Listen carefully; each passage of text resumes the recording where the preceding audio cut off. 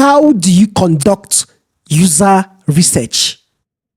Conducting user research involves various methods and techniques to gather insights about users, their needs, behaviors, and motivations.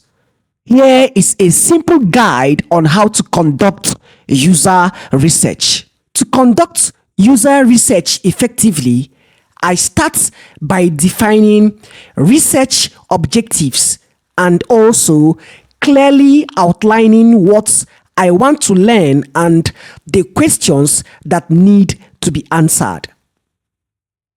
I would then choose an appropriate method to gather insights like interviews, surveys, user observations, and competitor analysis, followed by identifying and recruiting participants that match the target audience.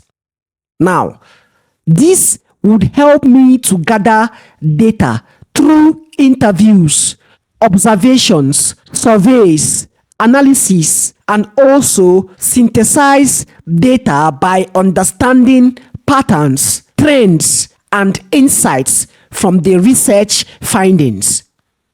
I would conclude by translating insights into design decisions and also using the research finding to make informed and relevant design choices.